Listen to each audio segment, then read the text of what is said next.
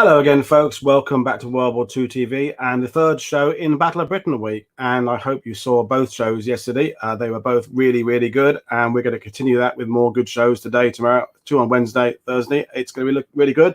So similar to yesterday's guest, my guest today, finishing her education at King's College London and big interest in intelligence aspects of World War II and also the Battle of Britain. And we are going to be talking about the vital role of the women in the Battle of Britain. And as if you follow me on Twitter, I put out this morning that we're continuing essentially the theme that the few that we think of, the few that Churchill talked about, isn't just the fighter pilots. The few includes the Royal Observer Corps, the bomber crews, the Coastal Command, the public, the politicians, and particularly the role of the women in the Royal Air Force. And to talk about that, my guest, Sarah-Louise Miller, is joining us. So good evening, Sarah. How are you doing?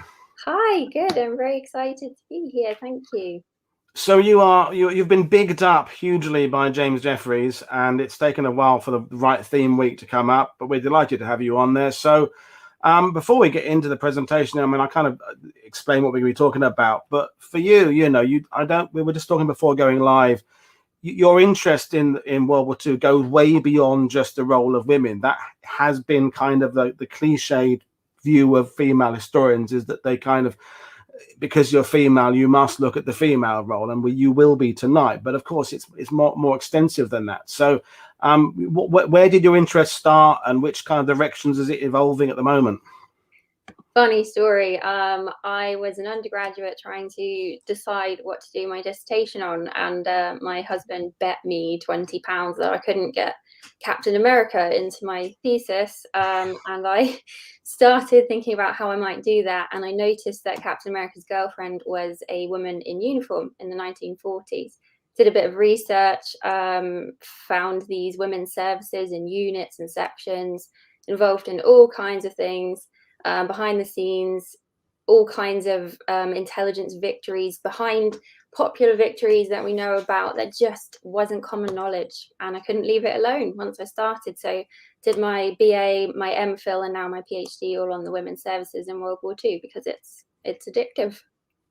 Well, and we are glad to have you to share your knowledge with us. And as I say, continuing this theme is that we do have collectively a huge interest in the Battle of Britain and the role of the Royal Air Force in World War II, but it does tend to be in a few little aspects of it again and again and again. The Spitfire pilots, the Dam Busters raid, those type of things get all the attention. But of course, even when James was saying yesterday afternoon, Bomber Command, for example, were continually taking the war to the enemy from the very beginning of the war to the last final hurrah, and that kind of role gets overlooked sometimes. And Steve Hale is joining us on Wednesday to talk about Air Sea Rescue and the vital role they were doing. And some of these, I'm not going to use the word minor because they're not minor, but lesser understood and lesser talked about aspects deserve the attention of the ones we've always been talking about. And so here we are. So we're going to talk about the role of the WAAFs in World War II. And as usual, you've come armed with a rather spectacular PowerPoint, and we will guide our way through there. So folks, if you have questions for Sarah, if you have comments you want to make, just of course, the score, keep them coming, and we will try and address them either during the presentation or at the end or whatever. But basically now is my time to hand over to my guest. So over to you, Sarah. Well, thank you, Paul. I am completely delighted to be asked onto the show to talk about the Battle of Britain. I am very interested in myth busting in terms of what happened in World War II in different ways. And I was watching the shows from yesterday. James particularly said some things that I really share his beliefs on. The Battle of Britain is burned into our national memory. It's very important to us. And there is this adulation for the few in Churchill's speech. There are about 3,000 roughly pilots involved in Second World War, and that's who we think of when we think of the Battle of Britain.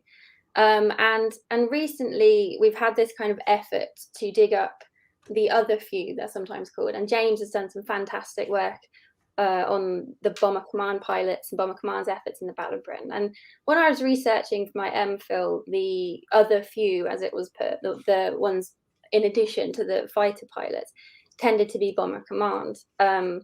And there's kind of a lot of work happening recently to recover what they call support personnel, and things like that behind the Battle of Britain. But there's usually still one gap that you pretty consistently see, due to many things, which we'll go into, many reasons. But that's the women. That's the Women's Auxiliary Air Force, particularly because we're talking about the Royal Air Force.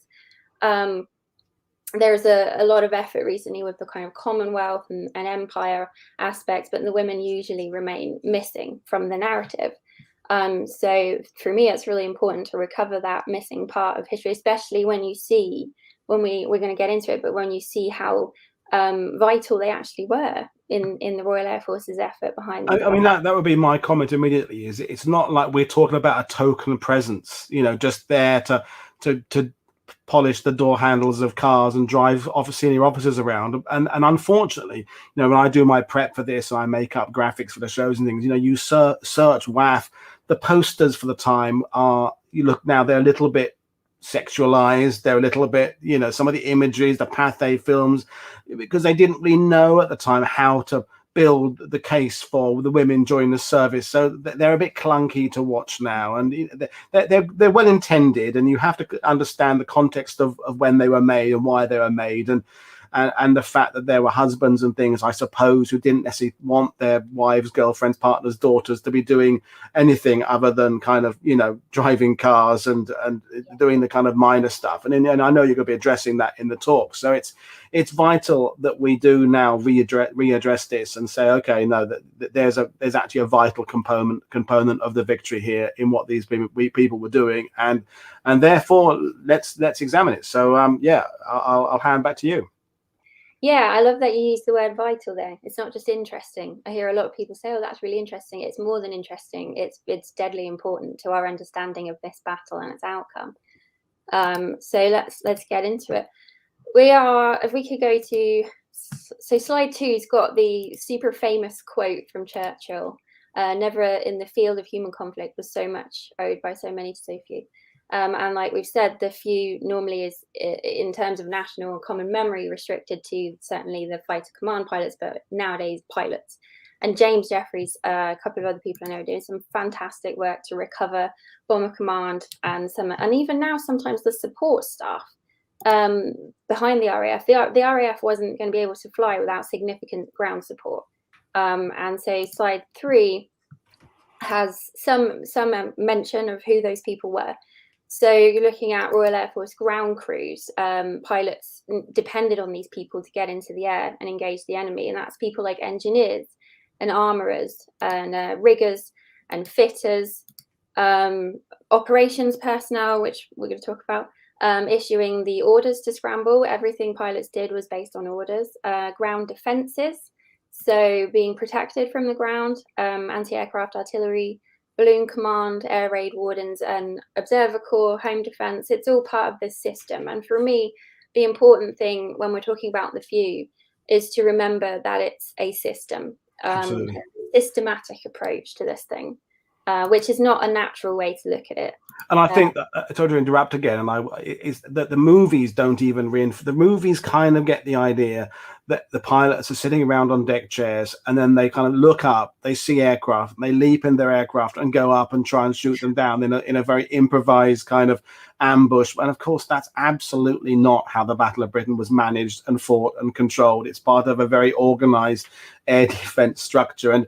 But in a way, we now don't really want that image to be a damage. We kind of like, I say we like that idea of the deck chairs and the dog and the record players and the Mae West life jackets and someone ringing a bell and going out. That's what we've come to understand, and we're almost comforted by it, like an old woolly cardigan of comfort. And it's I can imagine when you're trying to tell this other story, you're almost pushing against the tide of understanding. No, there's actually a really good system here, and that system involves lots and lots of people beyond just the guys who leap into the cockpits. But yeah, brilliant stuff. I'll hand back to you.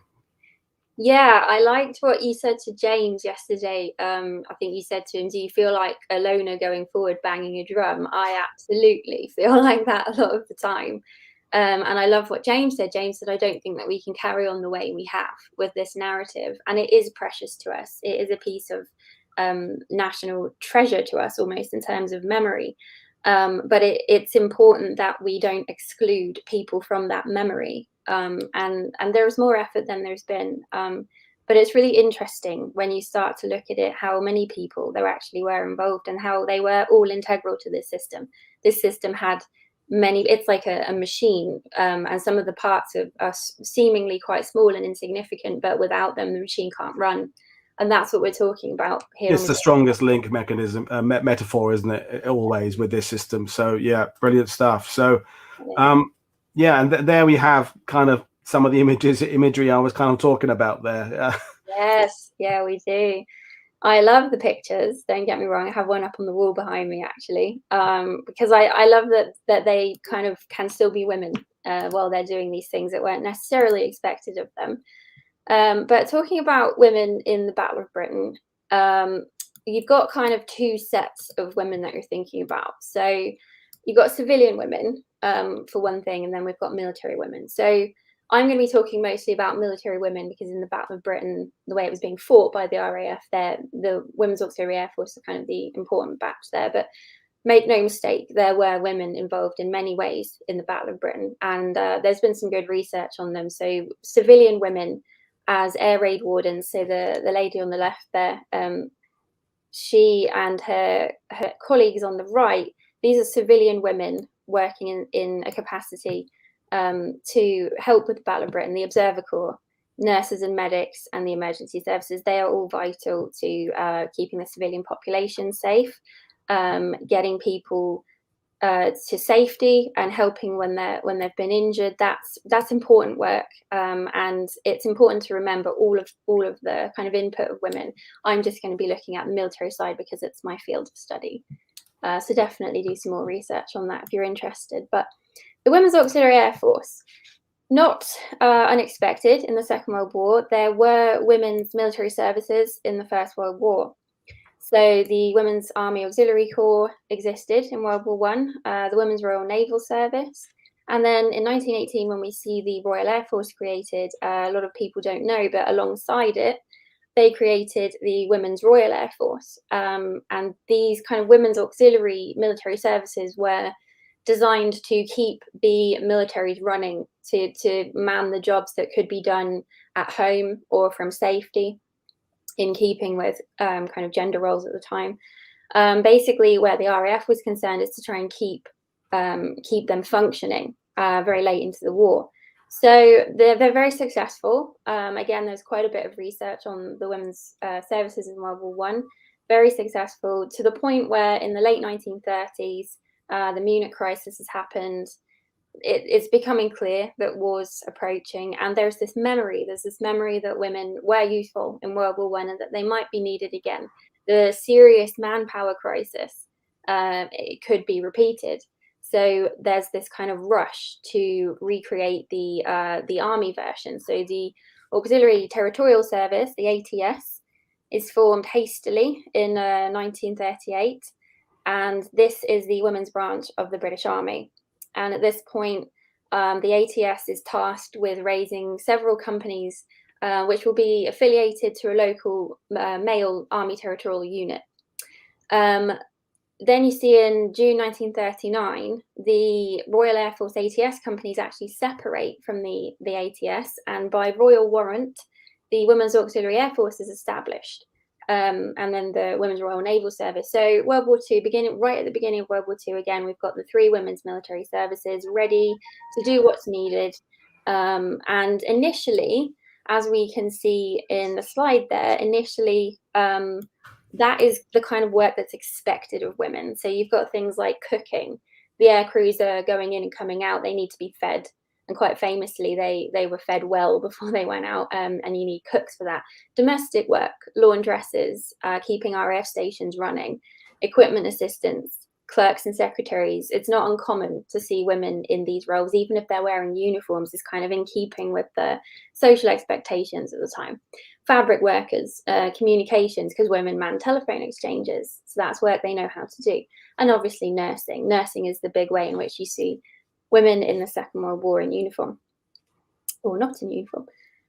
Then you've got the kind of subversive women who start, there's this manpower crisis is increasing as men are going to the front or fighting in various ways that women can't fight. So now we're talking about having to slot women into positions that they haven't really been seen in since World War One, and that's things like driving, welding, and there's some lovely pictures. A picture there of some mechanics working on a plane. This is not stuff you've seen women doing. It's probably quite alarming for a lot of people at the time. Armourers, carpenters, coppersmiths, and they're having to learn, electricians are having to learn to do things they've never done before. And let's be honest, education for women in the 1940s and late 1930s does not include this stuff. They are being taught things at school to prepare them for domestic life. They have not seen most of this machinery. Many of them can't drive. We talk about the fighter pilots in the Battle of Britain, some of them not having driver's licenses. The women are one step back from that. They've never worked with machinery of any kind, a lot of them. And then obviously the parachutes that all pilots went up with, they're packed by WAAF, Women's Auxiliary Air Force. So they're already doing things to keep the RAF flying, to keep the RAF working efficiently behind the scenes. And this is what we kind of think of when we think of support work. So included in the few, sometimes nowadays you hear the phrase support personnel, people who are keeping the RAF in the air during the Battle of Britain. And that's the way in which the WAAF are involved. If I've got a question if I may, Sarah, because sure, when we look at the fact they're initially suggesting clerks and cooking and laundry, it sounds sexist, it sounds bad, but at the same time, you have to imagine. I think, if I may say this as a bloke, and if I'm getting it wrong, tell me. But in 1939, if they'd immediately said we want people to come in to do mechanical work, and maybe there'd have been a pushback from people who wouldn't have wanted. So it probably, I'm thinking, was a wiser way to kind of bring it in and kind of crank up the responsibility without people noticing, rather than claiming right at the beginning, we're going to have women come in and do these very maybe traditionally male roles. So I think, although it seems the wrong way, I think it was the right way. Does that make sense to you? It absolutely does. And you did have pushback, and you got comments from people in the street. They saw a woman in uniform saying, "Oh, my son's been sent to the front because of you. You've taken his job." You had to be sensitive about it, and I think the Royal Air Force knew that. And it was a mixture of genuine belief that they weren't going to be able to do this work. And there are some very amusing files in the Air Ministry. I bet there are. One in particular talking about if they press too hard with their pens, it might make them a bit fatigued and they might pass out. They mustn't be able to do too much secretarial work. Even that might be too much for them. There's genuine belief that they can't do it, but there is also this acknowledgement that they need to be careful where the public are concerned and where the pilots are concerned, because you've also got the male RAF personnel haven't worked with women before, and they're not expected to. And there's some equally as amusing kind of friction there when they start working with the WAAF. So yeah, it has to be careful and calculated. Definitely. It's about balances. I mean, even before we went live today, we were talking about, as I had on Twitter, about female historians coming through in the World War II world. It's a question of kind of some people's pace for that happening. They want it to move faster than other people's pace, but you've got to kind of move at a pace that collectively everybody's on board with, so that you can advance it. And it's never going to be fast enough for some people. But, you know, when we had Nikki Reynolds on a few weeks ago talking about the Women's Land Army, you know, the pushback for some people was a lot. So you kind of, they knew how to manage it and push these ideas forward in such a way that they kind of take hold. And then, as I say, you crank it up gradually. And by the end of the war, people are doing jobs they would never have believed they would have been 6 years earlier. But it's progressive, as opposed to just shocking people with too much change. People don't like change. Basically, that's it, isn't it? Absolutely. Yeah. And subverting gender roles completely probably wouldn't have been an overly stable thing to do at the beginning of a war. So yeah. And ultimately they earned the respect that they eventually received. So yeah, it had to happen slowly, but it gave them time to kind of earn that. So this idea of economizing manpower by utilizing women power, that's how it started. It started as these women are here because the men can't be, and their substitution, the RAF uses that word substitution in all the files. They're called substitutes, and you kind of get this idea that that's all that's expected of them, to keep things going while the men are away. But over the course of the war, around 250,000 women served in the Women's Auxiliary Air Force. That's a lot of women, and ultimately proved that they were very capable in every capacity that they served in. So it started out with substitution, and it ended with, actually, they're very capable. They're doing a really great job, and without them, we would not be able to do this. So estimated that without their contribution, the RAF would have required around 150,000 extra men they didn't have. And the file actually used the word unobtainable. It wouldn't have happened. So they're more than substitutes. They are vital. They're essential to this thing being pulled off in the Second World War. And that's important. That's important to acknowledge. Very, yeah, absolutely, yeah. So we accomplished the goal of keeping the RAF flying by filling support roles behind the scenes. But what I do, my bread and butter, is looking at intelligence work. Often when we're talking, Paul, about kind of the unseen areas of World War II and trying to recover that history, intelligence is usually right at the bottom of the pile, and that's for good reason, because if intelligence work is done properly and if it's done right, that's exactly where it belongs, in the shadows. If intelligence work goes wrong, like something like Pearl Harbor or 9/11, then everybody knows about it. But if it's done properly, if it's done well, it stays in the shadows. And you see this with Bletchley Park. So up until about 1974, nobody knew that anything had happened at Bletchley Park. People didn't know what the word enigma meant. And then in 1974, Winterbottom wrote The Ultra Secret, and it was revealed, and people started to talk about it. And it's this huge, big secret, the enigma secret, that comes out. And intelligence work in the Second World War is often like that. There are still many facets of intelligence and behind the scenes work that we don't know much about, because those files have been sealed. And I'm working right now with a lot of files that are being unsealed out as I'm doing this work, and I'm having to wait for them to be released. I've done some work on the Special Operations Executive and the women involved in that, and the files, you literally have to wait for the files to be released. And that's very exciting, because it gives you this opportunity to unearth things about the Second World War that do force reassessment of victories and battles, and the ultimate victory in 1945. And that's what we'll be doing this evening, is looking at what happens to how we see the victory in the Battle of Britain when we consider the intelligence aspect. So we're talking in the first instance about something called the Dowding System, which no doubt many of you will have heard of, maybe some of you won't. But the Dowding System is the kind of intelligence effort behind the Battle of Britain. And the first kind of part of that picture is radar.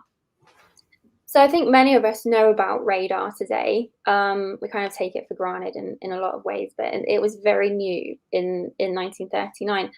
They've been working on it for a few years, but in 1939, you have the first kind of early warning radar network in the world, and it's very effective. It's called chain home, so you see CH sometimes, chain home.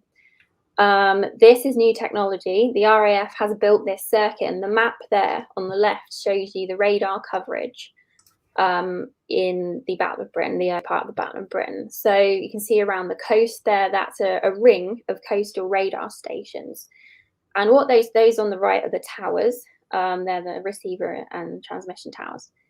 So what happens with that? I'm not an engineer, but my understanding of how radar works was Watson Watt had this idea that you could detect where an aircraft was by sending out a radio beam, like a radio pulse, and it from the receiver and transmission towers, and it would hit the aircraft and it would be reflected back like an echo. So the stations, the towers were mounted on cliffs or on high ground to increase detection range, which was about 200 miles. So these steel towers send out aerials. They're about 360 feet tall, which is a bit of an issue because the Luftwaffe can see them. Hard to hide, aren't they? Effectively, yeah. Good bombing targets.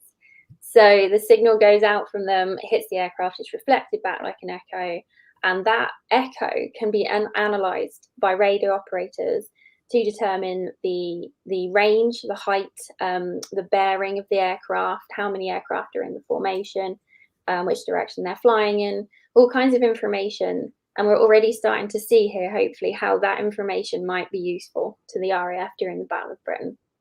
So one thing with the chain home, initially, it was figured out that if aircraft flew at a certain altitude, they could escape detection. So chain home low was brought in to kind of account for that.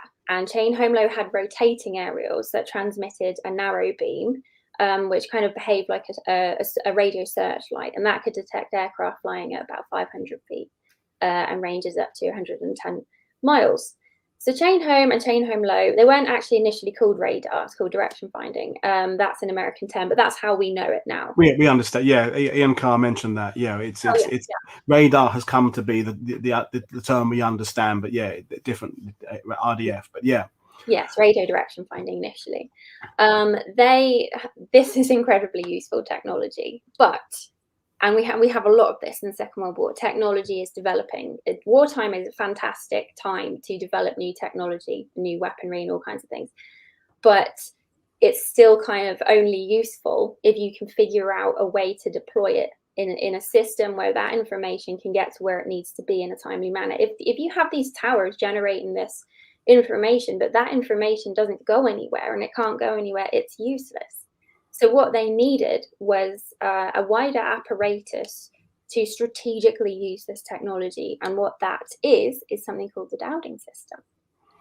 Effectively, I mean that's like the later in the war, or not that much later in the war, the ability to break the Enigma codes is the first part, but the use of it, ultra, is actually the vital part of turning what the piece of technology into something that will actually aid the war effort. And the radar, or RDF, is a similar thing. It's all very well having some new shiny gadget, but it's how can that shiny gadget be incorporated in a system, and also, I'm guessing, incorporating into a system that to a certain extent already exists. You can't completely change the setup of how everything else works in the country just for new bit. You've got to dovetail it together with the old and the new to then take advantage in what, as we know, as James talked about and Victoria talked about, this that spring of 1940, summer of 94, when everyone knows something's going to happen, and anything either side can do to give themselves a small advantage could end up proving to be incredibly important. Absolutely, yeah. And the Dowding system is taking the way that the RAF already functions, and it's including this new technology and putting that all together in what kind of looks like a puzzle with all the pieces that are necessary to get the wider picture. And the Dowding system is how they do that. That's named after Air Chief Marshal Hugh Dowding, who's the Commander-in-Chief of Fighter Command. The system utilized by Fighter Command, which you can see there in the image, there are many diagrams of the Dowding system. This one I like particularly. This is essentially kind of a battle direction use of intelligence. So you have intelligence like Ultra that's generated at Bletchley Park, which gives you kind of prior knowledge of what's going to happen. And they did use this. So part of the Dowding system was information coming in from the air section at Bletchley Park, which WAAF were working in, Women's Auxiliary Air Force. We'll come to that. But the problem with that intelligence was it had a sell-by date, and it also couldn't give you certain things. So Ultra at Bletchley Park, from broken Air Force Luftwaffe codes, sometimes ground to air, air to air, that would give information on certain things, but what it couldn't do was tell you exactly what was happening in real time. And this is where the Dowding system is so valuable, because it could. So we'll have a look at how it did that. It's a unified defense system. So all of the elements of the defense system are brought together in this kind of centralized way that allows for the constant flow of intelligence, which is real time. So you have information coming in. The top there, you've got the radar units, chain home and chain home low radar units. Those are the coastal towers on the edges of the UK, particularly around the south coast. The information that's picked up from the echo coming back from the plane, it comes as a blip on a cathode ray tube screen. That's fed into something called the filter center. at Bentley Priory, the headquarters of Fighter Command. The filter center. So this information that's coming in is quite scientific. It's scientific data. It's not usable to a pilot. It's raw data. It's what we call raw data. And it has to go through a process of analysis. Sometimes there are anomalies. It's useful to kind of compare data and get corroborative results. It has to be kind of dealt with. So you've got specialized personnel in the filter center who are doing that. That information is then kind of created in something called a track. And the track is this set of information, all the things you might need to know about a raid, an incoming aircraft or a group of aircraft. So which direction are they traveling in? How fast are they moving? Bearing, altitude, number information, anything that's useful that you can get from that raw data. And as radar technology develops, the kind of number of pieces of information that you can get increases. So that's then fed to the Group Operations Center. RAF Fighter Command has four groups at this point. We know, most of us know about 11 Group, which was responsible for London and Southern England. So the 4 groups are split geographically. So a group is responsible for one section of England, or the UK. And within that group, you then have sectors, which are responsible for smaller still sections. And you can see there that the information goes from the filter center down to the group. So then group distribute it to various places, as do sector. And actually the next slide's quite useful for seeing how that works. So you've got there, information is also coming in from the Royal Observer Corps. One of the problems with radar was it could only track aircraft over the sea. It's outward looking over the sea. So the Royal Observer Corps were needed to track them once they got over land. So Observer Corps and radar personnel on the coast are in constant contact with Fighter Command in the operations room and the filter center in Bentley Priory. They're also in contact with sector station. So the sectors and the operations rooms at group and sector level, they're talking to the people that can then act on that intelligence. So we've got the raw data coming in, it's analysed, it's sent to the people who can give commandments, who can make decision makers. These are we call them customers of intelligence in the intel world, and they can make decisions based on what that intelligence is saying. So they're talking. They're scrambling the aircraft, the famous few, they're being put in the air based on these decisions, which is based on the information. Searchlights are useful in the dark, especially for picking up aircraft over land, so that anti-aircraft artillery sites can shoot them down, or hopefully try. Then you've got the RAF barrage balloons with balloon command. Those, I'll come to those later, but they're another form of ground defence, anti-aircraft defence. So you can see how the whole system is working there. There are different parts of it. We have the scientific technology on the coast. We've got the analysis center where people need these specific skills that they're trained in, maintenance of all the equipment involved, the observer corps, and then the operational staff who are looking at the information and making decisions based on it. And then the kind of dissemination personnel, the people who are responsible for getting the information from A to B to C. And then you've got the anti-aircraft. Every single section of this system has women involved, has women working within it.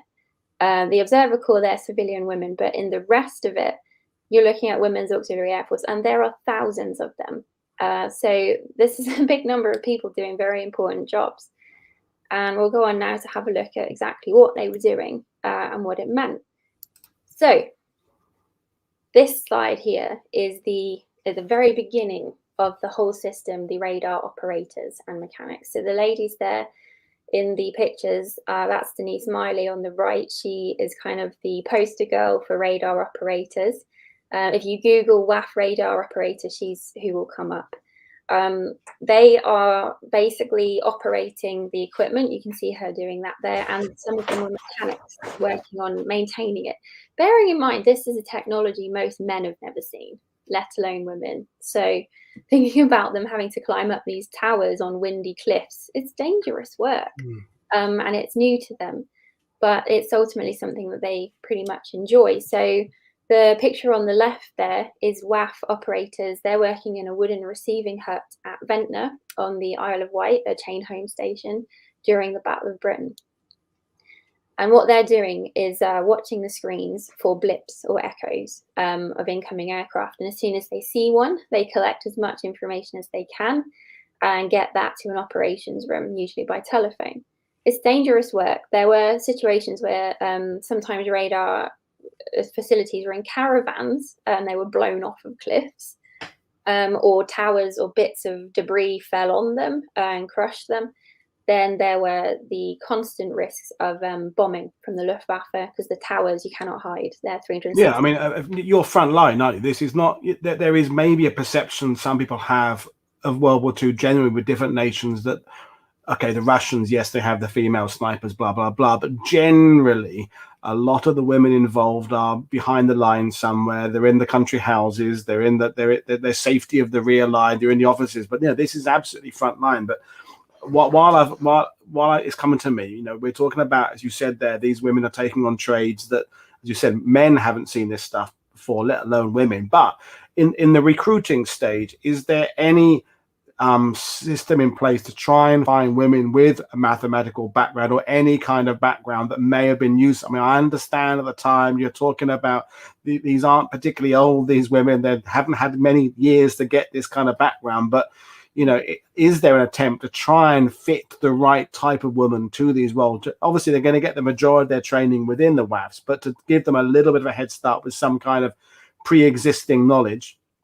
Absolutely, yeah. There's targeted recruitment. This is all very secret. So to work within, because you can't even advertise what it is you're looking for. So it's lots of very complicated how this process would work. It's like we've talked with Kate and others about the recruitment of SOE agents. There weren't, adverts in newspapers saying, "Do you want to be an SOE agent?" It was all done rather more discreetly. So how did the process work?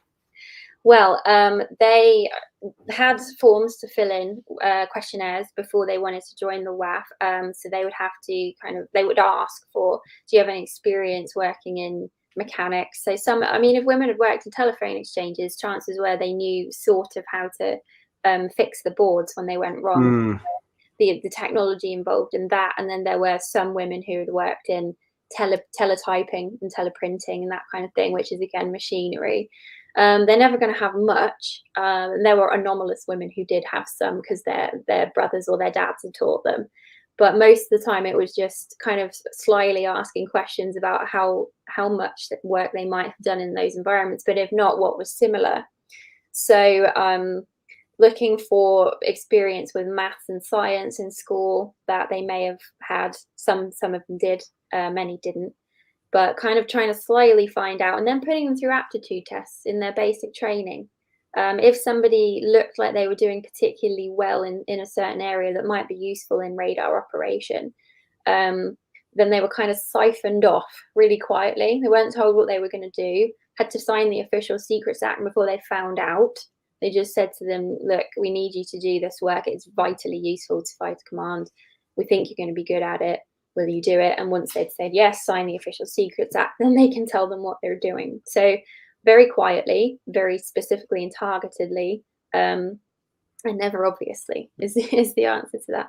But it's just some kind of sense of a practical nature. When we did the show with Heather Massey about Hedy Lamarr in the States, as a child, Ostrich, she had been, her dad had given her stuff to take apart, put together again, and how things worked. So she although she never had any formal training, she just had a complete background of that type of life. And I'm sure there were young British women who'd been in a similar situation where they'd just been an inquisitive mind for gadgetry as a child, and that's the kind of thing I guess these people will be looking for and honing in. It doesn't really assist you in learning a brand new technology, but it just gives you a bit of the basic tools to take forward, I suppose. Absolutely. And there was one instance with a woman who was helping to build the bomb machines at Bletchley, and she had a random knack for reading blueprints. And obviously reading blueprints is like reading a manual to put something together. So it was kind of translating what skills might be useful for different jobs, and that was a task for the recruitment officers in the WAAF, and they got pretty good at it, because ultimately the women that they were coming through were very good at what they did. They weren't always appreciated by the RAF. There was one instance, Barbara Davies, who was a WAAF chain home radar operator during the Battle of Britain, all the way to the end of the Blitz. She arrived on her station and a new RAF officer arrived and asked to speak to the officer in charge and was referred to Corporal Davies. And he said, I've never worked with bloody women and I never want to. And about 2 weeks later, he on record changed his mind and said, actually, they were quite efficient, quite useful. So I think they just had a whole lot of proving to do, and they ultimately did. I mean, and that has been the theme every time I've done a show about any kind of new female organization, whether it was in America, the 4688 postal year, they always have to go through a higher standard because everybody's watching people to fail. We had it with Catherine Landick Sharp about the WASP pilots in the USA, that they're held theoretically to the same standard, but everybody knows they are actually held to an unofficial, but everybody knows it's their higher standard of just proving their worth. And yeah, it's just, the world was like that then, and I guess to some extent is still a little bit like that today. Yeah, I think we want to believe in progress, but it might be slightly slower than we hope in some ways. But yeah, the WAAF had a big job, and it was an experiment. It was actually referred to as an experiment in some fighter command documents that I've seen, and the proof is in the pudding. Absolutely. So the radar operators were kind of the mechanics. If they were going to be WAAF, I mean, they were allowed to wear trousers, some of them. So I think Denise is there on the right, Denise Miley is. Because some of the time they were working in fairly difficult conditions, cold, windy locations, and having to scramble up one of those towers, you're going to want to wear trousers. But there were, I mean, files this thick in the National Archives, which were just arguments about whether or not the WAAF should wear trousers in some jobs. And when they were riggers and fitters and stuff on planes, climbing in and out of a plane in a skirt, I don't know how many skirts you're going to go through a week, but probably quite a few, because that's difficult. So it's this constant pushback of how can we keep things the way they are but change them at the same time. And that's difficult. And of course, we should also mention the fact that, the photos you're using, the photos themselves, although obviously contemporary from the time, we have to understand perhaps who the photographers were, what they were trying to set up, and they're not going to show some aspects of it because that's not the image they want to convey. But so, I expect showing, women shimmying up towers in their slacks is probably not the image they wanted, but kind of, we can show them sitting in office, that's okay. So it's we haven't got thousands of images. Those we have are important for understanding, but taking on board, I guess, the idea that they are, like many photos in World War II, they are staged to some degree. The photos of airborne forces, so that there's a propaganda element involved of what message you're trying to say to the people. These aren't photos intended to be used in an educational YouTube channel 80 years later. They have a use at the time that is for something, and it may not be the use we're using for, but it is remarkable we have them at all, really. But is it ready to move on to the next slide yet? I guess we are. Yes, yeah, I love photos as a resource. Every source is biased, but I think photos where the WAAF, I mean, we have to remember with women, any type of women's history, you're in a difficult position with sources, because there are so many issues with sources involving women, especially in the military, because you've got, first of all, the secrecy aspect. So anybody involved in radar work is listed as a clerk special duties. Nobody knows what that means. That's kind of nomenclature that obscures what it was that they actually did. That's intentional. Then you've got the unintentional point that they're missing, because women just weren't mentioned in historical records. So official records can be really tricky. And you have this with Bletchley Park. Most of the women at Bletchley are listed as clerical workers and typists, and actually what they were doing was completely different. So there's this kind of myth busting going on with women at Bletchley, and that's happening in the RAF too. They weren't doing what it looks like they were doing in the records. So these pictures are quite useful because they give you a better idea of what they might have been doing. There aren't many of them, but those that there are useful, and that's this one. There aren't any of women working in the filter center. So the filter center, that was the point at which the information coming in from the radar sites was analysed, and an experimental filter room was created on the lower ground floor at Bentley Priory Fighter Command. In the ladies' room, it was called, adjacent to the operations room. So that's moved to a bunker just before the Battle of Britain in 1940. And the fact that it's in a secret bunker underground, there's hardly any pictures, none that I've managed to find. But what they have done at the Bentley Priory Museum is rebuild the room as they think it would have been. And this picture is showing what would have been going on. So this is the filter room here. and there are some WAAF there with their RAF colleagues working on analysing the information. Unfortunately, I haven't got a picture of them actually doing it, but they've recreated this at the museum in the position that they thought it might have been in. It's great statue. Really, is it? Does that even count as a statue? I suppose it is, but it's part of the exhibit, isn't it? So it's a statue and recreation. Brilliant. And I think it's great because it captures the kind of the sense of urgency, the way that they're standing and what they're doing. The work in these rooms, in the filter room and the operations room, was like this. It was very quick. It was real-time intelligence, and they were all aware of the fact that lives were on the line. Civilian population, protecting them from bombing raids, but also the pilots. And many of them knew the pilots. The pilots had taken off from their stations, or they had family. And there's many situations where WAAF had boyfriends or cousins or brothers who were going up in those planes, and they knew what that meant. So the pace of this work is fast. It was notoriously stressful in these rooms, and I love that statue because it does kind of convey that the sense of work that's happening in there. I'm glad you got across the sense of urgency there, because again, I think with the idea of the few and the pilots, there's this sense of these guys are living on their nerves, and that half a second and the German pilot in coming up behind you there, and you've got to have these incredible lightning nerves and all that. And that, of course, all that's true, but even in this stage, as you so well said there, you know, speed is of the essence in this system. You know, every second counts, and every second that is lost because someone is dithering or there's a decision. You've got to act fast, and you've got to make decisions fast, and I guess even the burden of the responsibility, because a single pilot in a fighter is responsible for their own life, I suppose, but these women and the men with them, they're responsible for not just one life but several lives, and the accuracy of their information, the expedience of their information is absolutely vital, and yet perhaps they didn't get the recognition. But I'll let you give them the recognition they deserve, frankly.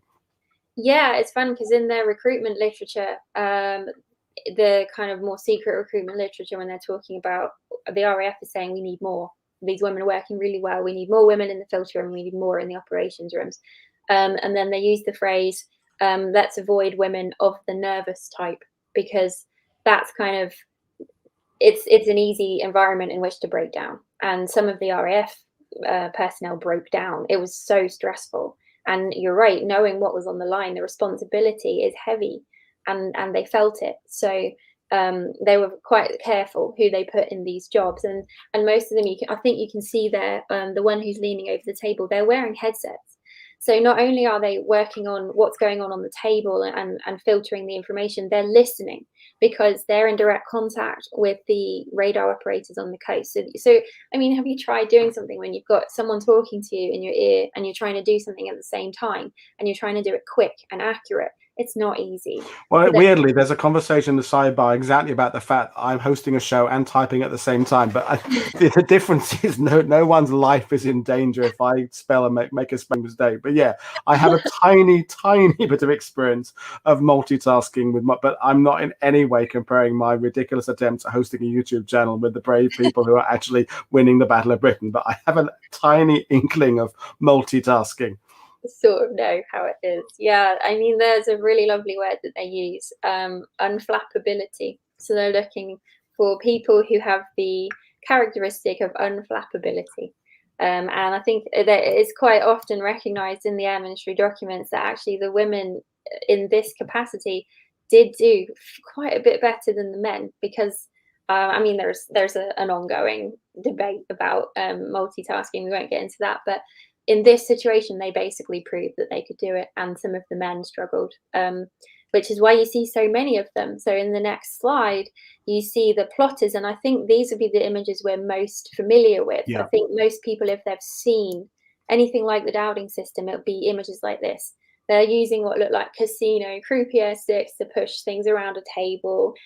But if you really understand what they're doing and how they're doing and what it means, these images take on a whole new meaning. So what they're doing there on those central tables, they've got an area of the UK that they're responsible for. So if it's a group sector, it's a large area, and if it's at sector level, then it's a smaller area. And the blocks that they're pushing around, those contain the track.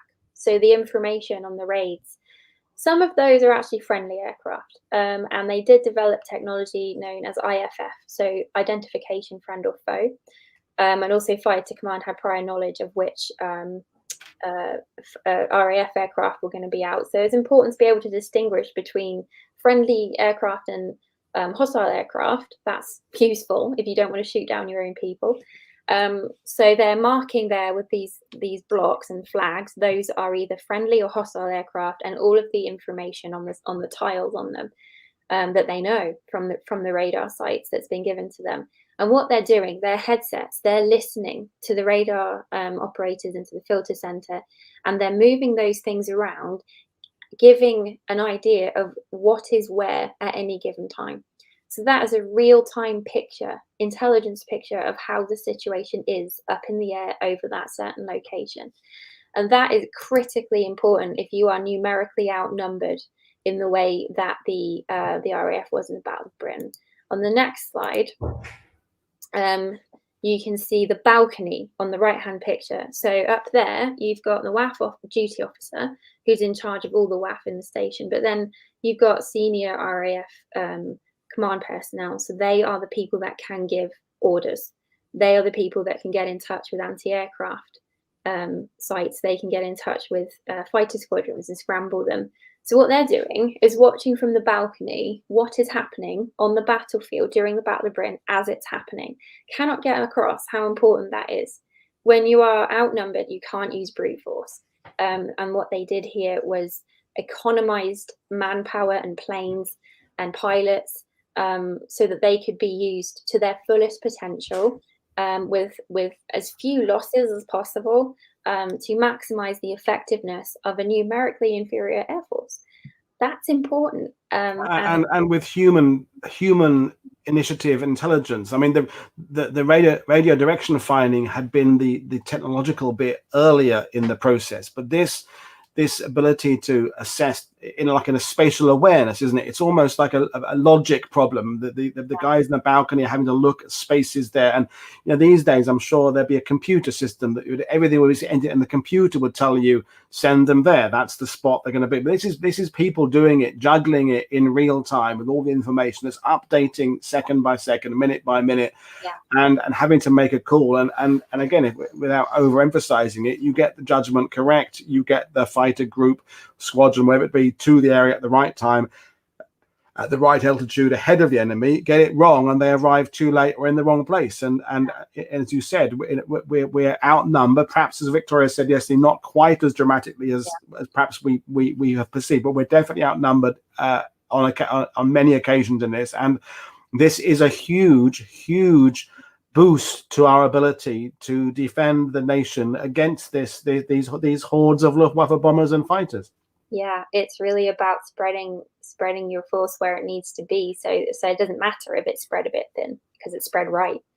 And you get these testimonies from Luftwaffe pilots where they're incredibly frustrated because they keep turning up and the RAF's waiting for them.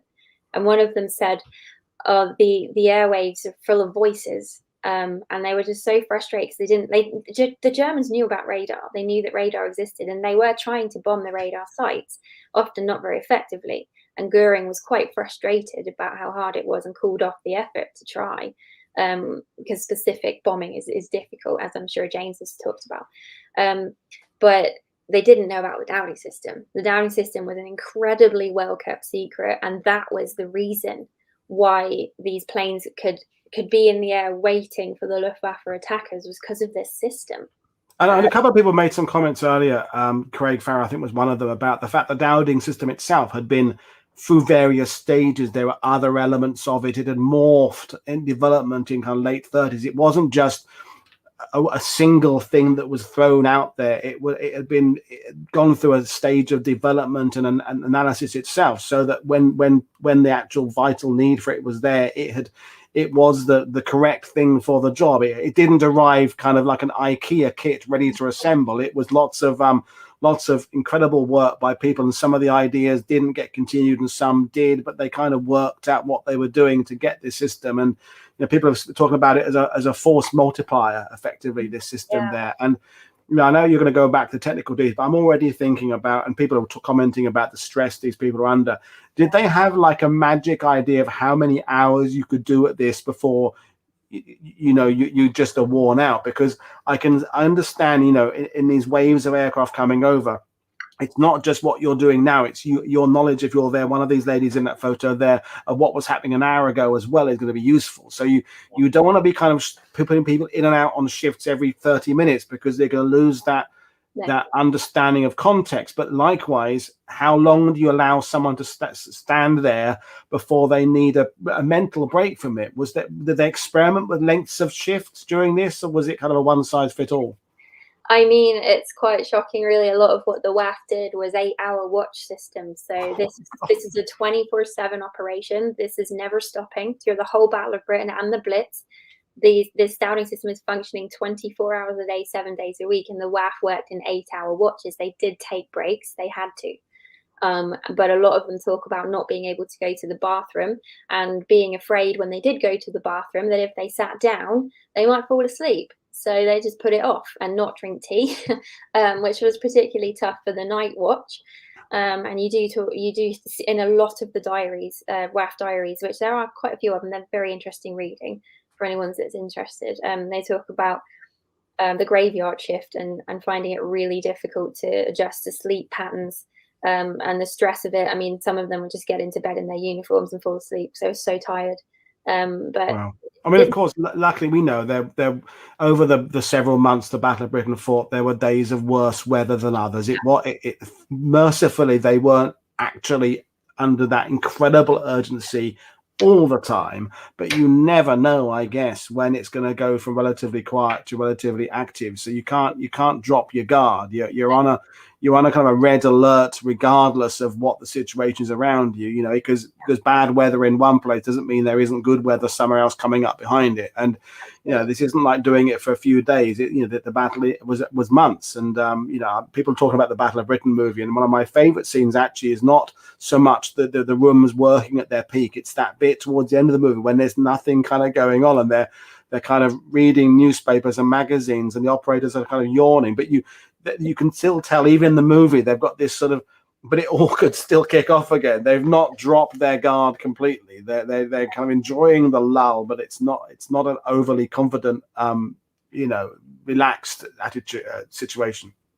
Yeah, absolutely. And the sectors and groups weren't all being attacked constantly at the same time. 11 Group took it very hard because they had London and the southeast in their sector, in their group area, so they worked really hard, and they all did. But it wasn't this constant attack. But even with that, though, it's like the constant fear or worry that it could happen at any moment does keep you on your toes. And I should imagine that they. And before I forget, people are asking if you could kind of give us a book list of some of these diary things later on. Either we can add it to the description on the YouTube channel later on, or we can do it on Twitter tomorrow or something. But that would be interesting, and just to give people an idea of some of the better books you read on this subject. Because when you get to the RAF and the Battle of Britain, there are an awful lot of books, and give people kind of a manageable list. That would be really good. Yeah, absolutely. They're great reading. They have you in tears, and they have you in fits of giggles, and they have you on the edge of your seat. It's really interesting reading. So I'll definitely do that. Yeah.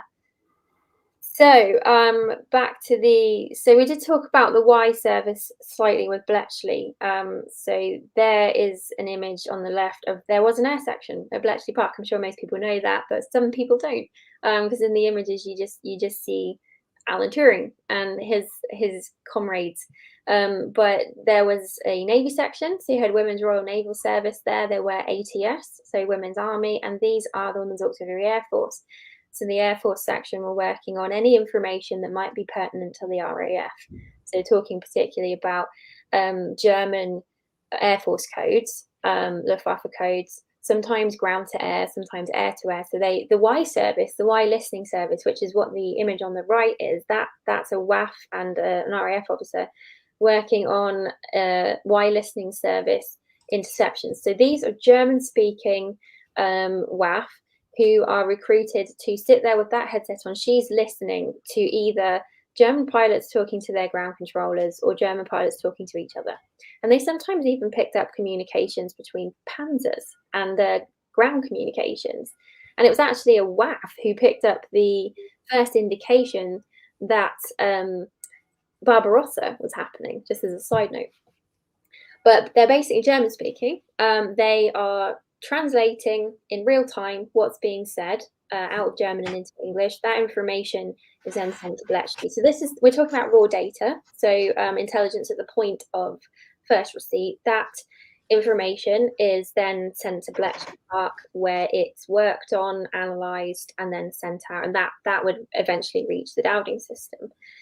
So that's the kind of less real time, but still critically important information. And that can give them all kinds of insights into how the German pilots themselves are going about their business and how they're feeling about that. So that's other useful information that's coming in.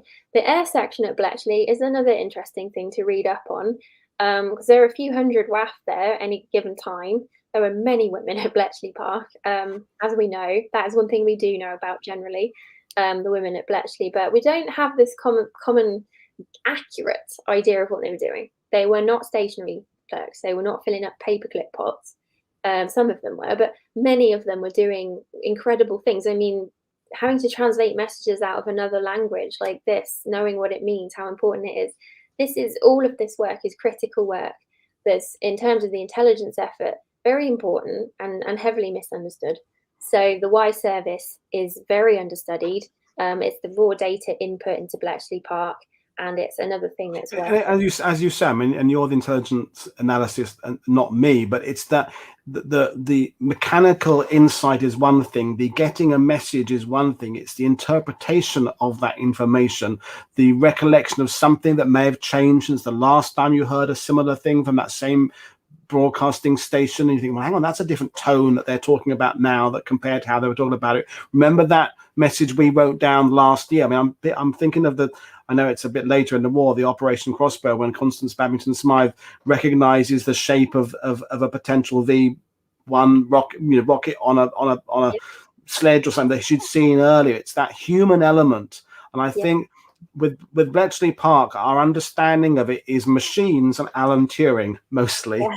And although those elements are incredibly important, there's this other level. Alan Turing could not do all that work there on his own. It was all these other people who are taking this information and making use of it to connect it all, to then give the various forces this, as we talked about, this fighting edge. Absolutely, yeah. And the information that they were providing was stuff like the Luftwaffe order of battle and equipment, things that is of direct strategic value to the Royal Air Force. And it just doesn't look like that in how they're talked about in the records. And I mean, many of them took their secrecy oath so seriously that it took a really long time for us to know anything about what they were doing. And I actually was lucky enough to be able to interview an SOE, a woman who had worked with the SOE, and she was absolutely adamant at the age of 92 that I do not use her real name in my research. They took it so seriously that it does make it difficult to know what we were actually doing, which is testament to their ability to keep a secret. Because if you look at stuff like the Careless Talk campaign, the propaganda campaigns, it's nearly all nattering women on buses and keep mum, she's not so dumb. All these posters giving you this idea, and it's a very real idea if you read the Air Ministry files, that women couldn't keep secrets and that they couldn't be trusted. And that was one of the reasons there was reluctance to use them in this kind of work.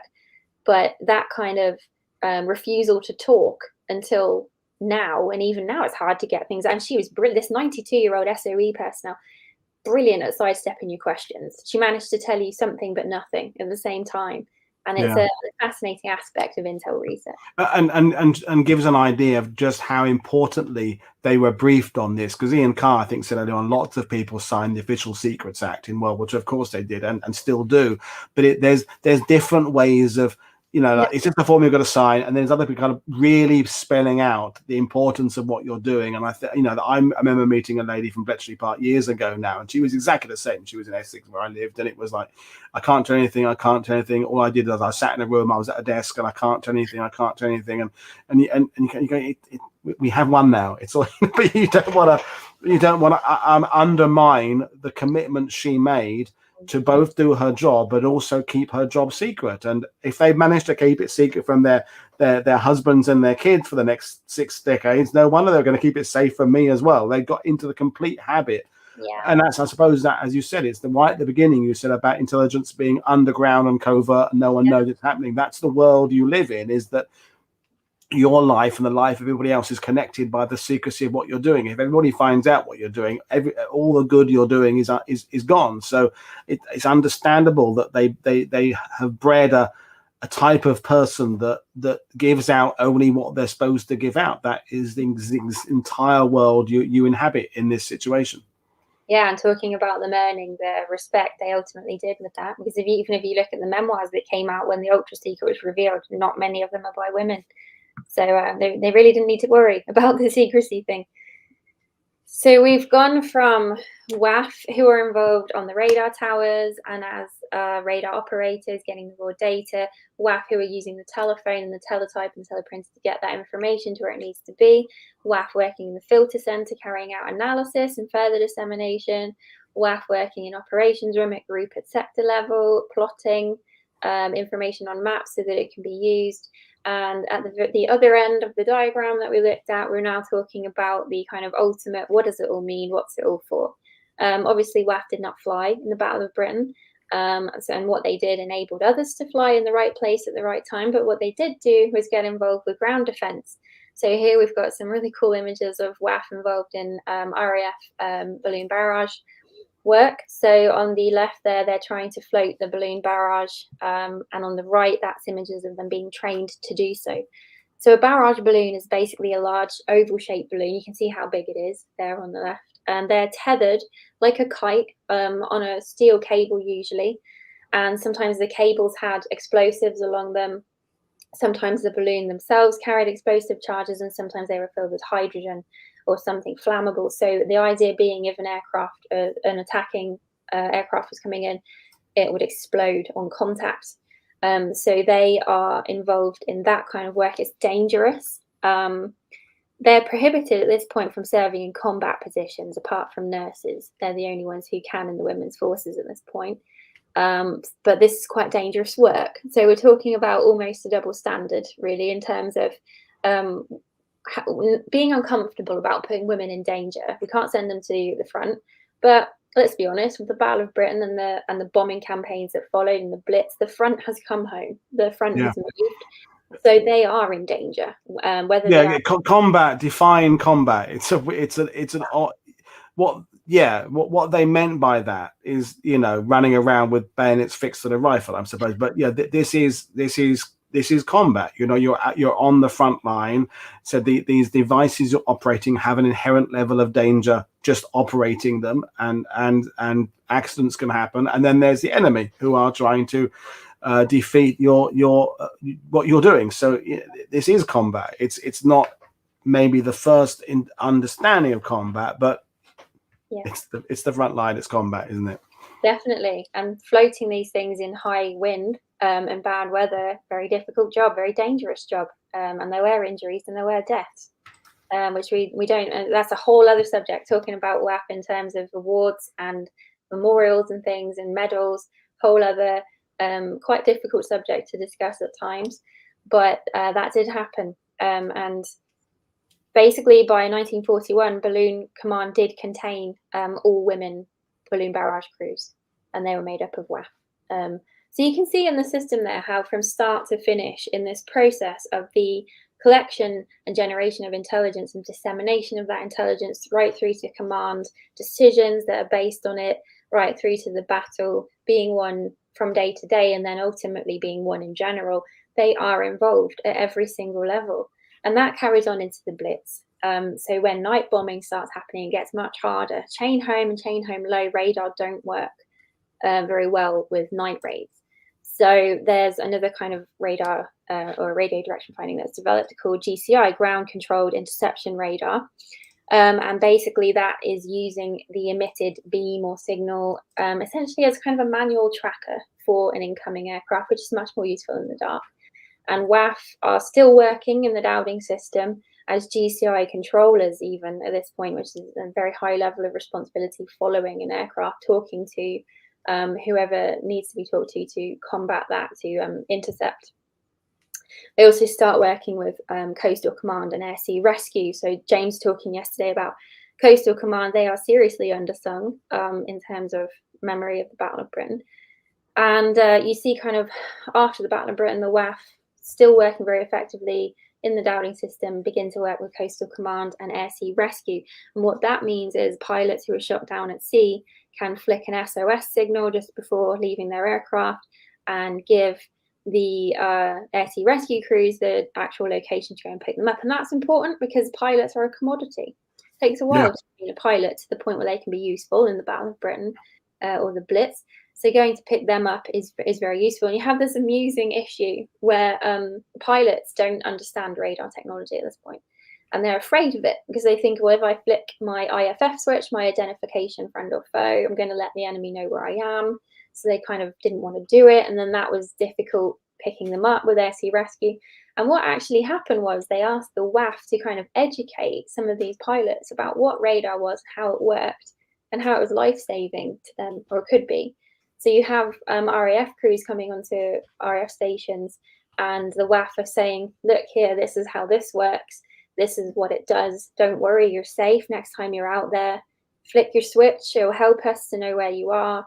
And if you're going down, flick your SOS and we will find you and bring you back. And that's this amusing kind of situation where you've got these pilots who are going out and risking their lives every day, talking to these WAAF who are telling them, look, it's going to be okay if you use the tech. I know you don't understand the tech. We didn't understand the tech, but we do now. And it's safe and it's useful. So it's kind of this interesting perception of what's going on from different angles.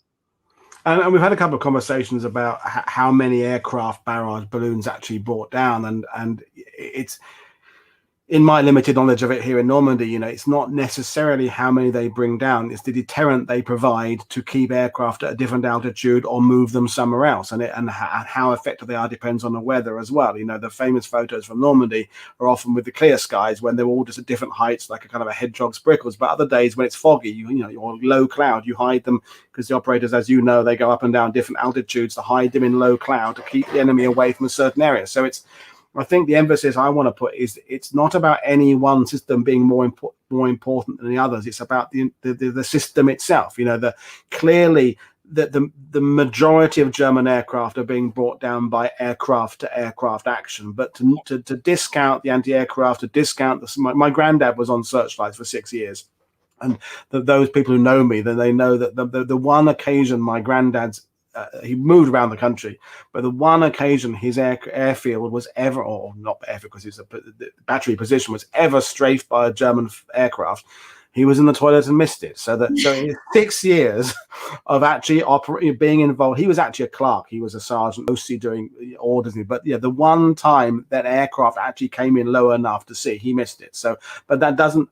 When he would tell that, I wouldn't. He would say it's like I wasn't needed, and I go, but yeah, but you did 6 years of work that was again part of this system, and maybe only one time did you actually had an opportunity to physically see a German aircraft low enough and you happen to miss it. But it doesn't negate the importance of the system. And I think that's, again, this whole idea about the it being the few. The few is the obvious and I'm going to use the word sexy element of the system, but it's not the entire system. And I think what you've done admirably is explain there's a bigger system. People have said there's a lot more to Dowding. So we could do an entire show about the Dowding system and the development of it.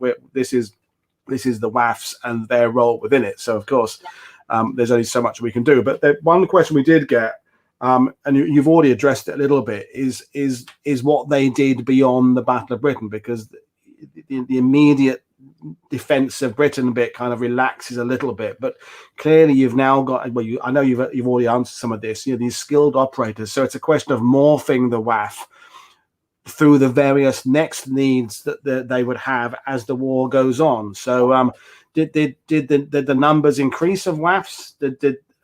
Clearly they did. So yes. Yeah, as you see more men going away, the manpower crisis gets worse, not better. And as I think the Battle of Britain gave the WAAF this opportunity to prove what they could do, and they did. And there's a number of glowing reports from the RAF and from Fighter Command, particularly Bomber Command, because they were working in Bomber Command as well.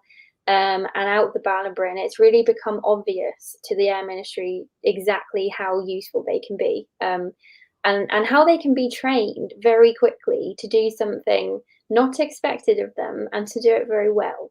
And they do jump on that. So that's a really great question. I'm so glad someone asked it, because there's so much I could say. But basically, if you look at any major operation carried out by Fighter or Bomber Command, or any section of the RAF during the Second World War, there were WAAF involved behind it. So some of the examples I've studied in my MPhil, the Dam Busters raid, whatever you think about the Dam Busters raid, Operation Chastise, the outcome of it, there many people don't know that Guy Gibson's right-hand woman was a woman. Right-hand man was a woman, yeah.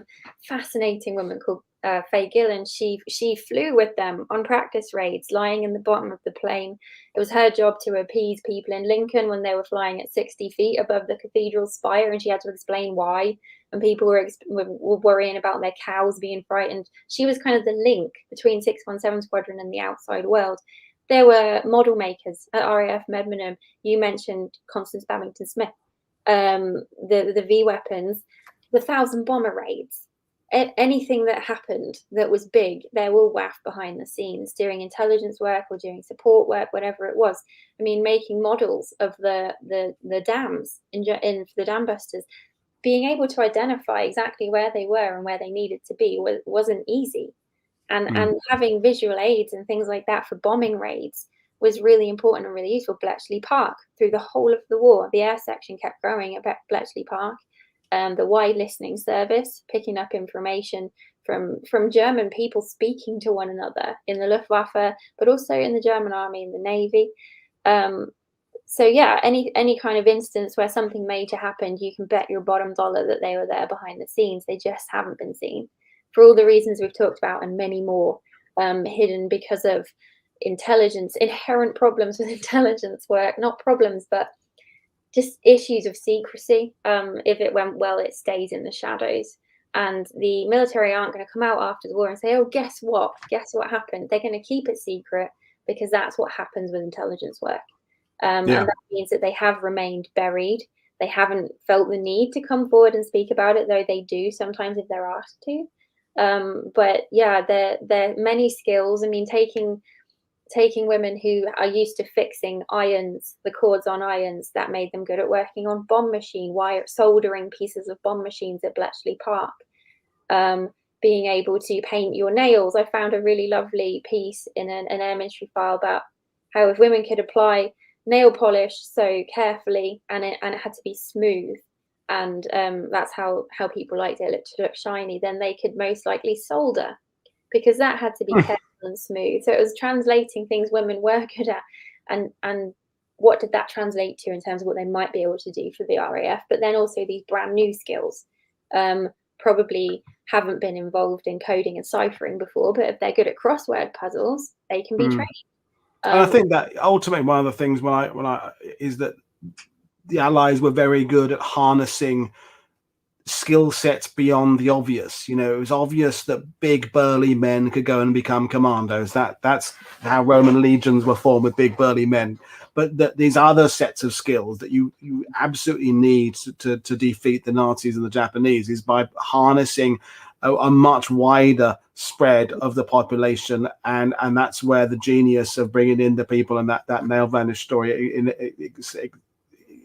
gives a good example of that immediately. And I think that to kind of end things off, what we also need to highlight the story of what these women did is to have people interested in investigating these stories. And that, you know, it leads us back to, as wonderful as the sidebar was on Vicky's show yesterday, a lot of it was about aircraft and which mark of Spitfire was better, and that because that has been and will continue to be a traditional kind of avenue for people to start an interest in aviation, is from the gear, from the aircraft, and then it kind of goes to pilots. But there's another route in by coming up from this other angle, but someone's got to do the work. There've got to be more people like yourself and Victoria and James and others to kind of bring this story to light and remind us that someone made the analogy of it being, you know, that there's the spear, but there's all the people behind the spear. And I think that is the one thing I think that will be the takeaway from this week, is the Battle of Britain is way more than just the few. In fact, is the many. Effectively, the analogy that we're not going to hold Churchill to task for that speech, because it was very necessary at the time. And indeed, as James said, the few he meant in the speech actually was often referring to Bomber Command anyway. It became adjusted to the fighter pilots in that kind of post-45 reevaluation, but it's ended up as leaving us with an idea that it was a few, when in fact it was many. And you know, I've been trying to find someone to talk about the Observer Corps for a long. I will eventually find someone, because that's an incredible important job as well. And so yeah, it is important. So before we go, just, I mean, we kind of touched at the beginning, but what, you know, you say there's especially with the intelligence aspect, there's archives still coming out. Obviously, we're not going to go back and be able to interview many people who served in World War II. That chapter has effectively closed. But what would be the big kind of change for you to be able to bring the women's story back into the narrative again? What would be the hope? I think the hope is to set the record straight in terms of the system. I'm all about recognizing that there is always a system behind a few, and the few in the Battle of Britain, there were other fews, and I've looked at the Pacific War, and there are units posted in the Pacific of women in Hawaii with the women in the American Navy. There's always this band of people in some kind of a system behind a targeted, specific, public, heroic effort, and nobody's trying to strip them of that. I would never want to do that. The courage it took for the pilots to get in the planes and do what they did was immense, and it should be a part of national memory. It is inspiring, but it's also inspiring to remember that there were others. And I've talked with service women in the Royal Air Force and the US Air Force nowadays, and talking to them about why they got into what they do now in terms of defending their countries in a military sense. It's important to have that kind of inspiration and those stories and the knowledge that people went before them, and that part of our national memory does include everybody, people from the Commonwealth, the Empire, both genders. Like, it's not correct. It's not a correct memory without the knowledge that there were other people involved, and that we're all a part of. We were all a part of it then. We're all a part of it now.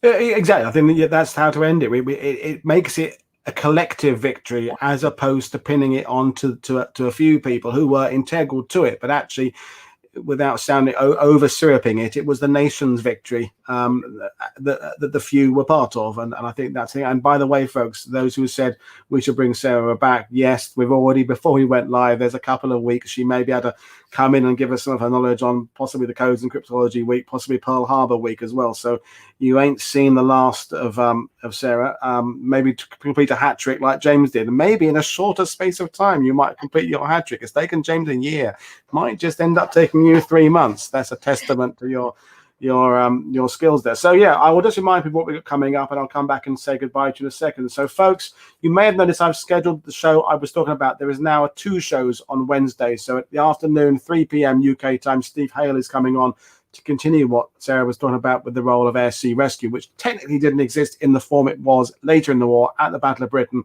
but evolved from a system that had been in place. And we're going to be talking all about that and the whaleback boats and all that kind of stuff. And that Steve is behind lots of projects to keep boats restored and get the information of them out. His father was in air sea rescue. So that's Steve coming on. And then Wednesday evening is Alan Allport, continuing the theme that we've all been talking about of the Battle of Britain in popular memory. But before that, tomorrow night, Dilip Sarkar, MBE, who is the author of some 60 books about World War II, most of them aviation-based, is coming on to talk about Sailor Malan, the famous South African pilot who was sort of portrayed in a kind of abstract way by Robert Shaw in the movie. And Dilip is going to be following up his appearance this week with another show in Arnhem Week next week about the human tragedy there. So, like waiting for buses, it's been a year, and then finally Dilip is doing 2 shows within a week of each other. And then finally we got Ben Kite, the amazing Ben Kite, prolific, well, not prolific author, but prolific speaker, and his books are fantastic, talking about the aerial lessons from the Battle of Britain that the RAF took forward to the other parts of the war with his incredible 2-volume study, Undaunted, about the Commonwealth and RAF improvements post Battle of Britain. So as much as we're calling it Battle of Britain week, the week is all about the developments before, after, and kind of an abstract look at it. So as usual, folks, don't forget to check out what we're doing on Twitter. Consider becoming a patron, or you can join us as a membership on YouTube. All the links there in the below. What Sarah's up to is all in the description below, her Twitter account, and I urge you to follow her and find out what she's doing, because I think another rising star in the world of aviation / intelligence / women's history in the making there. Although I've been a part of the journey, she's done other stuff as well. But right now, it remains me to say thank you very much, Sarah-Louise Miller, for joining us. Did you enjoy it? Wonderful. Thank you so much for having me. I always love to talk about WAAF. Could do it all day. So thanks for the chance. Well, and say, I will be holding you to your offer of coming back, because it's been really good and people have enjoyed it. And someone said, they were expecting a good show, but it brought in somebody that they weren't expecting, and so they were doubly pleased. So that was good. If you please people in a way beyond their expect, they'd set their level high, but then you exceed it and go on. That's a winning combination. So it's been great. So this is Paul Woodard for World War II TV saying I will see you all tomorrow with the wonderful Dilip Sarkar. But thank you for your attention this afternoon, and thank you, Sarah. So good night, everybody. Have a good day.